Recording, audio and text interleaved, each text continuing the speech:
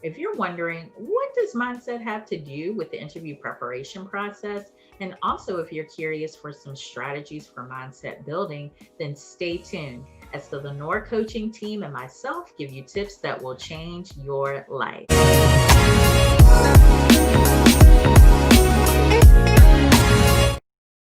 Greetings.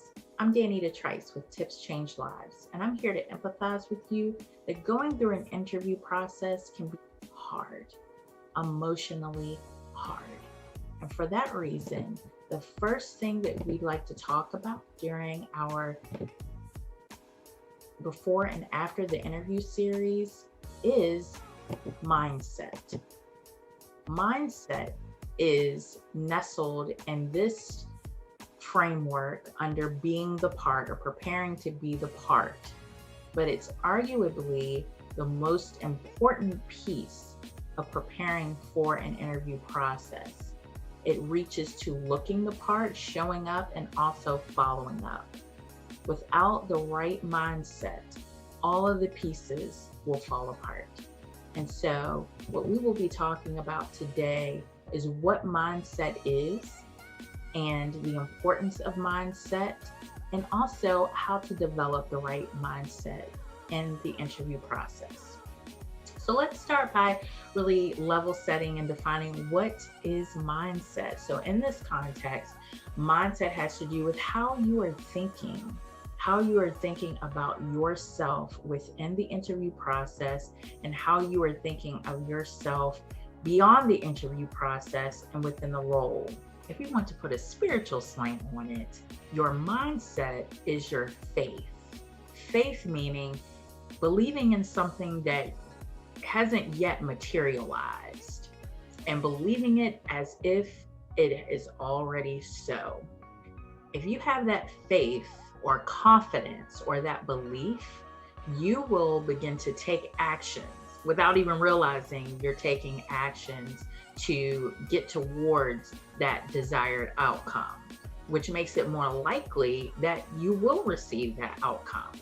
Whereas the inverse of that, disbelief, not having confidence, will cause you again to take actions, have thoughts, and that will ultimately materialize into your not achieving what it is that you are looking to achieve. So it's important that even though we're tempted sometimes to have that disbelief in us or to have a mindset that is toxic to us moving forward, it's important to get past that so that we can begin to take actions that will help us to move forward. I'm going to pause now and have Lorayah and Quintrel Lenore of Lenore Coaching to give their perspective on mindset. So let's dive in. First of all, mindset. I feel that the very first portion of being the part is getting your mind together, getting your mind to the point that you see yourself in this position, that you feel that, hey, I have a really good shot at this. So I'm going to step back and I'm going to ask you all, can you unpack what mindset means to you and how you feel that it relates to being successful in an interview or preparing for the interview process? Absolutely. It's interesting when we think about mindset and particularly, we talk often with clients, no matter if they're looking for networking strategies or interview preparation, it really starts with that confidence. And I think that's the foundation. And so when we think about our mindset, most of us, I won't say everybody, but most of us struggle with imposter syndrome, those sort of limiting barriers in our mind saying that we're not good enough, we're not qualified enough. So, really starting with like, I am affirming myself. I am confident. I am somebody. So that really is the foundation, I believe. Start with positive affirmation, and we have to do it over and over. We got to wake up in the morning and do it. And as we're sort of strategically planning for the interview process, you have to say that to yourself reoccurring throughout the process. So starting with that positive affirmation. I think secondly, is tapping into your community. So all of us leverage each other in different ways. So whether it be, a partner, whether it be someone from your professional network, it could be a colleague, anyone in your community that, you can talk about this process, just verbally explaining it. Talking about whether, how to leverage your experience, talking about just the interview process itself. It's just helpful just verbally articulating that to folks that are in our community. So I think just making sure you start with affirmation, but then tapping into your community. And then I will finish with lastly, practice. Practice makes perfect. So I come from athletics background, and the brain is a very it's, what's the word I'm looking for? It can change. Like, you have to train your brain to make adaptations. And so when you talk about practicing for the interview, you have to do it over and over. We'll probably talk a little bit more about behavioral questions, but you don't just do that one time. You got to practice that question probably 10 to 20 times to gain the skill. So I would lead off with those things in terms of confidence and mindset. Is positive affirmation, tap into your community, and then the last point being to practice. And I also think that just being resilient, because it's a long game and you may not get the first offer and you may not want the first offer. So just reminding yourself that all you need is the right one, and just get back up. After every setback, just keep going, because it will work out. You just have to be patient. And I think, the affirmations definitely helps to encourage yourself, but just knowing that, you just have to get back up and dust yourself off. It makes you stronger. Love it. If I had a mic, I would just drop it. Because I'm like, you all have already changed some lives already. I have more questions for you, trust me. Just stop right here. For the interview, lots of things stuck out to me about the imposter syndrome. Really stuck out to me. You getting that call that you have the interview, or even a job really, and you saying, they called me. Can I really do this? Yes, you can. If you have received a call for an interview, you are a competitive candidate. Because they will not even call you. They won't call you to even talk. I'm telling you from my experience as a recruiter, you are not, you will not be called if you are not one of the chosen. That's right. That's right. And they're not seriously considering you as a candidate.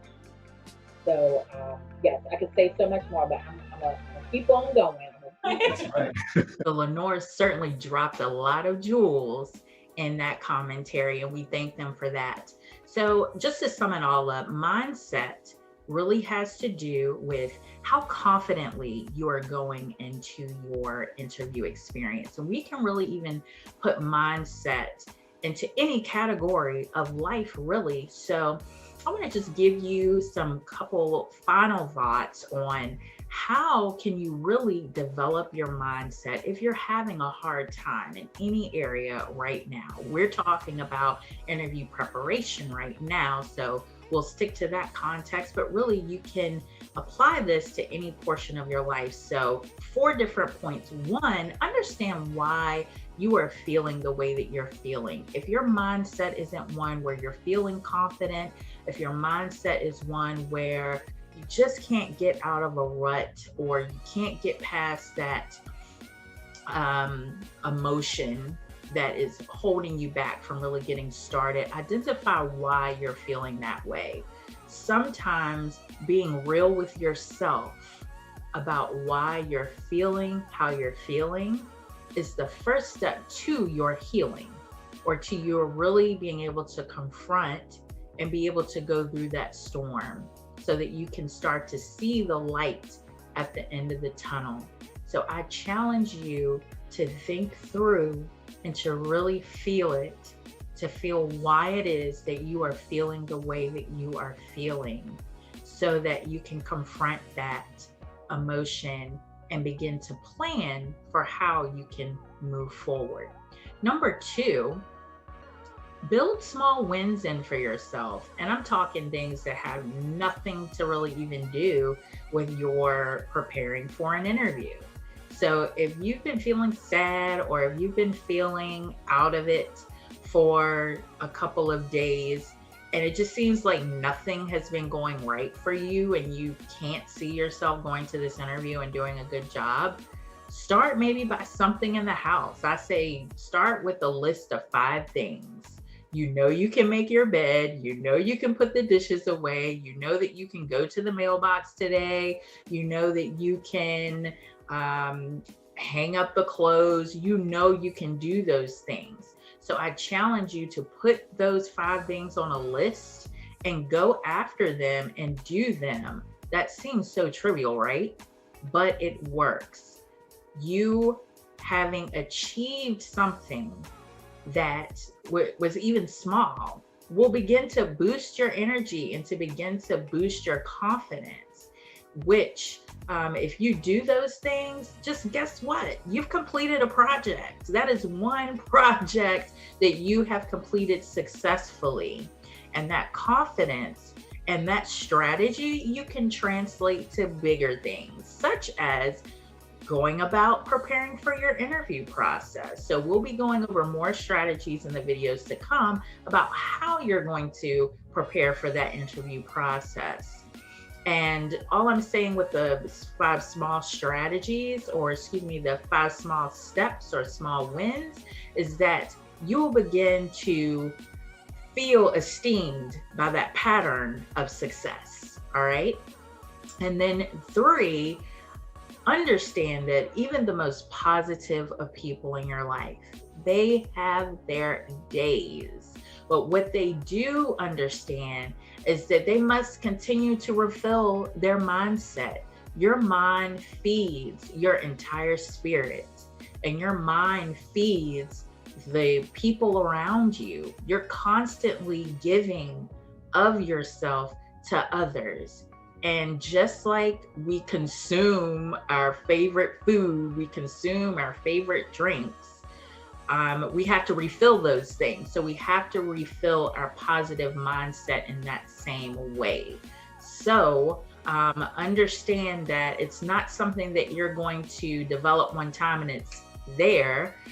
It's going to be something that, yes, you have the capacity to have it there because you've had it before. But you're going to have to refill it in the ways in which you are most moved to be refilled. And to that point, 4, know your bounce back strategy. So as Lorayah was saying, you may not get that first job, and I'll say you might not get the 2nd, 3rd, or 4th one. It is a long game, just like Lorayah was saying. But know that when you experience any disappointment, what is the combination of activities that you must do to get yourself back into an encouraged frame of mind? Is it walking for you? Is it talking with a friend? Is it prayer? Is it journaling? What is the combination? Sometimes it's not just one thing. What is the combination of activities that will get your pitcher or your cup or your mind refilled to the point that you can keep moving forward? And lastly, I just want to say, be encouraged. All right. You are about to go through this interview process, or you will be invited to go through an interview process in the near future. And one of these times when you go on that interview, that's going to be the right fit for you and something that you're going to be happy about accepting. So I invite you to stay tuned for our next episodes, where we're really going to dive into the tactical aspects of you preparing to nail this interview process.